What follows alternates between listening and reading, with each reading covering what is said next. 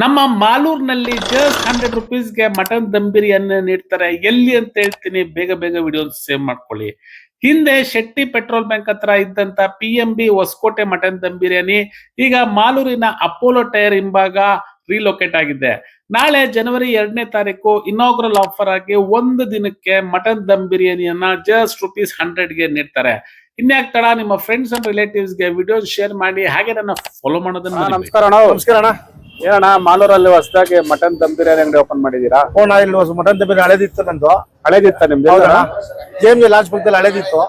ಅಲ್ಲಿ ಸ್ವಲ್ಪ ಪಾರ್ಕಿಂಗ್ ಜಾಗ ಎಲ್ಲ ತುಂಬಾ ಕಷ್ಟ ಆಗೋದು. ಅದಕ್ಕೆ ಕಾರ್ ಪಾರ್ಕ್ ಮಾಡಕ್ಕೆಲ್ಲ ಆಗ್ತಾ ಇರಲಿಲ್ಲ. ಅದಕ್ಕೋಸ್ಕರ ಇವಾಗ ಇಲ್ಲಿ ಅಪೋಲೋ ಟೈರ್ ಪಕ್ಕದಲ್ಲಿ ಮಾಡಿದ್ದೀನಿ.